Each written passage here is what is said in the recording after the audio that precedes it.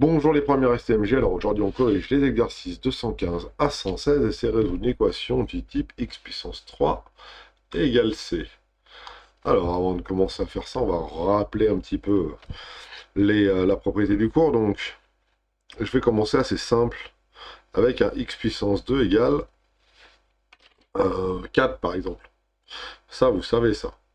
Ça vous savez pourquoi? Pour la bonne et simple raison que ça vous savez qu'il y a deux solutions. Il y a x égale 2 et x égale moins 2. Ou x égale racine de 4 et x égale moins racine de 4. Alors pourquoi il y en a deux de solutions? C'est simple. Parce que la courbe x au carré, voilà à quoi elle ressemble. Elle ressemble à ça. Et si je mets 4 ici, ici j'ai 2, mais j'ai aussi de l'autre côté qui est moins 2. Et donc ça me fait 4 moins 4. Qu'est-ce qui se passe si je prends x puissance 3? Est-ce que j'ai 3 solutions? Bon, essayez de voir. Alors cette fois-ci, je vais prendre par exemple x puissance 3 égale 27. Alors, quel est le nombre qui, lorsque je le mets à la puissance 3, fait 27? Ah, vous allez me dire, moi, pour le carré, j'avais la racine carrée. Donc, pour le cube, il n'y aurait pas une petite fonction qui aide? Si j'ai un carré, si j'ai un nombre que je mets au carré, et je trouve un autre nombre, pour revenir, j'utilise la racine carrée. Voilà. Et ici, c'est la même chose. Je prends un nombre, si je le mets au cube, voilà, pour retrouver sur le nombre, j'ai une racine aussi, mais c'est pas la racine carrée, c'est la racine cubique. Et elle s'écrit comme ça, voilà. Ou comme ça, ou x puissance 1 tiers. Pareil, ok? Racine cubique ou x puissance 1 tiers. Donc ici, je devrais avoir plusieurs solutions. X égale racine cubique de 27. Mais est-ce que j'en ai d'autres? Ça, c'est une bonne question. Et regardons un peu la courbe. X puissance 3. Si je prends la courbe x puissance 3, voilà à quoi elle ressemble. Voilà. Maintenant, si je cherche un antécédent de 27, combien il y en a? Si je regarde bien sur la courbe, il n'y en a qu'un. Il est situé ici. Il n'y en a pas d'autre. Si je vais de l'autre côté, je ne rencontre pas la courbe. Donc forcément, il n'y a pas d'antécédent. Il n'y a bien qu'une seule solution. Donc maintenant, ça, on peut le mettre entre parenthèses. Une solution qui est racine cubique de 27. Et ça fait combien racine de cubique de 27? Mais ici, dans notre cas, ça fait 3. Pourquoi? Parce que 3 fois 3 fois 3, 3 fois 3, ça fait 9, fois 3, ça fait 27. Et on a bien notre solution. Donc, lorsque vous avez un x puissance 3 égale je ne sais quoi, et la solution, il n'y en a qu'une. C'est x qui vaut racine cubique de je ne sais quoi. Ou, si cette touche-là, vous ne trouvez pas sur votre calculatrice, c'est à la puissance 1 tiers, ça marche aussi. Vous allez me dire, est-ce que ça marche à la puissance 1,5? Ouais, ça marche aussi. Si vous faites 2 à la puissance 1,5, ça va vous donner 4 à la puissance 1,5, excusez-moi. 4 à la puissance 1,5, ça va vous donner 2. Voilà. Etc. Et là, moins 4 à la puissance 1,5. Alors par contre, pareil, là c'est 4 qui a la puissance 1,5, avec le moins devant, ça fait moins. Et là, on n'a pas se poser de problème. On peut garder ça en tête pour la suite des exercices. Et là, tout de suite, le 115 va être beaucoup plus facile. Et on va vérifier ensemble. 115, assez facilement, x puissance 3 égale 10. Ça veut dire que x est égal à racine cubique de 10. Et racine cubique de 10, combien ça fait? Ah, je sais pas, monsieur. Eh c'est pas bien grave, on prend notre calculette. Et la racine cubique, alors elle se trouve ici, je sais pas si vous la voyez, c'est x racine de. Donc si c'est une racine cubique, c'est avec un 3. Donc avec 3, x racine de 10. Ouais, c'est pas la même racine, il y a un petit x là. Alors vous dites, il y a moyen de faire autre chose que des racines cubiques, des racines quatrième, etc., etc., etc. C'est pour ça qu'on a x racine. X racine de x. Voilà. Et donc là, ça nous donne 2,15. Vérifions avec 10 puissance 1 quart. 1 tiers. 10 puissance 1 tiers, déjà, ça me donne le même résultat. Impeccable. Ça fait environ 2,15. 2,15, 44, 3. Voilà, à peu près. Ok, ça c'est un 2, voilà. Maintenant, on peut vérifier. La vérif, elle est facile. Est-ce que 2,15, 43 à la puissance 3, c'est environ 10. Bah, je vais le taper. Oups. 4, 4, 3. Le tout à la puissance 3. Et ben, ça fait à peu près 10. C'est bien ça. Alors, à peu près, pourquoi? Parce que là, et ça se termine pas. Il y a plein de chiffres derrière.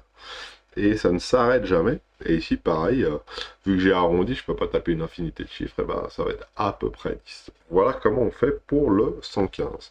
Alors, le suivant, ça va être facile aussi. X puissance 3 égale 3 quarts.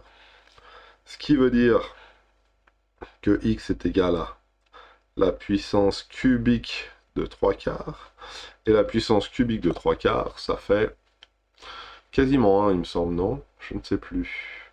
On va essayer. Tac, tac, tac. Entre parenthèses.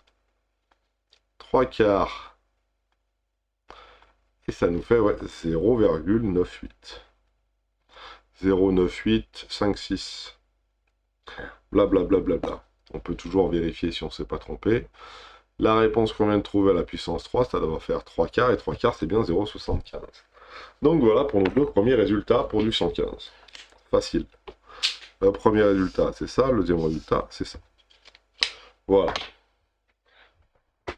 Pour le 116 maintenant. Ah, c'est presque pareil, sauf qu'ils ont modifié 2-3 petites choses. 116. 2 fois x puissance 3 égale 5. Ça veut dire, c'est pas de la forme qu'on connaît. Mais par contre, on peut s'y ramener. Imaginons, je divise par 2 ici. Je divise par 2 ici, je divise par 2 là. 2 fois divisé par 2, ça va se simplifier.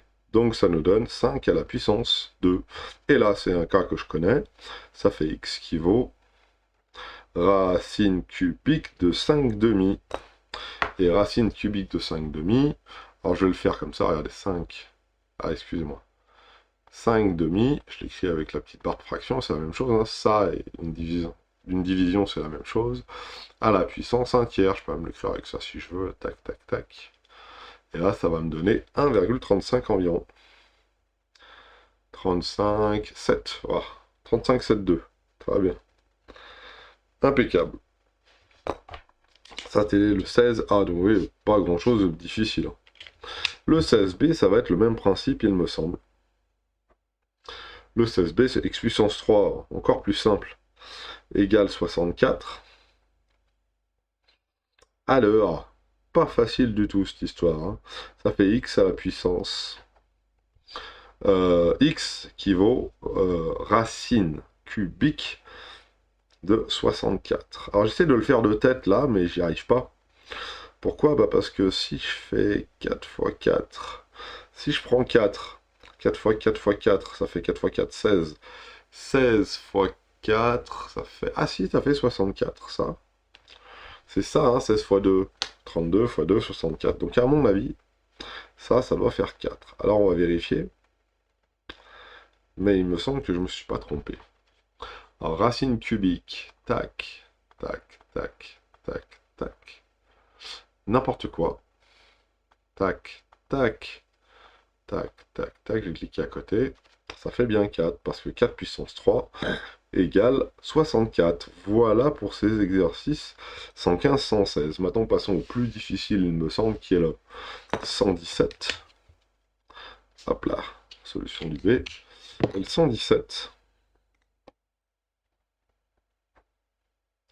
Alors, à plus dur, on a x plus 2, facteur de x3 moins 2, qui vaut 0. Ça ressemble pas du tout à ce que je vous ai montré. Par contre, on se souvient d'un truc. C'est bien un produit, hein, ici. C'est bien une multiplication de deux choses. La multiplication du jaune et du vert. Et le jaune fois le vert, ça doit faire 0. Donc si le jaune fois le vert, ça fait 0, ça veut dire que soit le jaune vaut 0, soit le vert vaut 0. Et là, la première partie du jaune, c'est facile. Pourquoi? Pour la bonne et simple raison que x plus 2 égale 0, c'est facile de trouver la valeur de x. Si je prends comme valeur de x, je peux enlever 2 de chaque côté. Ça fait x égale moins 2. Et x puissance 3 moins 2 égale 0. Ça veut dire que x puissance 3 égale 2. A et lâcher faire. Pourquoi? Parce que je sais que ça veut dire que x est égal à racine cubique de 2. Alors, racine cubique de 2, je ne sais pas ce que ça fait. Faire un nombre assez proche de 1, on peut essayer, hein. Tac. Alors, tac, tac, tac. Plouf, plouf, avec un 2 derrière. Et ça me fait 1,25 environ. Donc là, j'ai deux solutions. Moins 2. Parce que si je remplace x par moins 2 ici, bah, ça s'annule et ça fait 0. Ou racine cubique de 2. Parce que si je remplace par racine cubique de 2, ici ça fait 2 et 2 moins 2 ça fait 0. Et 0 fois quelque chose, ça fait bien 0. Donc là on a bien deux solutions ici, qui sont moins 2 et racine cubique de 2. Voilà pour le 17. Maintenant on peut faire le 17b, qui à mon avis est le même.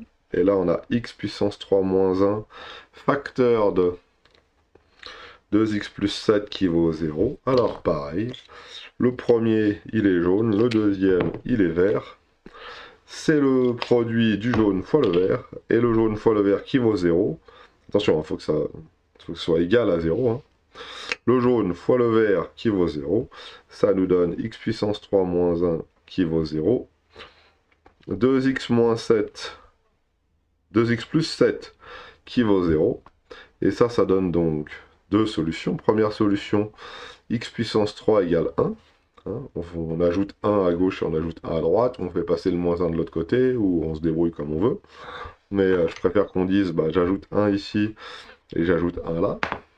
Et ici, bah, je vais le faire 2x égale moins 7. Hein, j'enlève 7 à gauche et j'enlève 7 à droite. Alors je vais commencer à traiter la ligne du bas, ce sera plus facile. Pourquoi? Parce que ça fera x qui vaut moins 7 demi. Je divise par 2 à gauche, et je divise par 2 à droite. Voilà. Et voilà quand on se retrouve. X égale moins 7 demi. Donc une solution. X puissance 3 égale 1. Quel est le nombre qui multiplié par lui-même 3 fois fait 1? Bah 1, monsieur. 1 fois 1 fois 1, ça fait 1. Et il n'y en a pas d'autre, on le sait. Donc voilà nos deux solutions qui sont moins 7 demi. Moins 7 demi qui va annuler la parenthèse verte si je remplace par x. Si je remplace x par moins 7 demi, la parenthèse verte va s'annuler et ça va annuler la totalité de gauche là, donc ça va marcher. Et si je prends x qui vaut 1, 1 puissance 3 ça fait 1, moins 1 ça fait 0. Et on a nos deux solutions. Voilà pour 115, 116, 117. Et on n'ira pas bien plus loin pour ces petits exercices. Voilà, bonne journée à vous.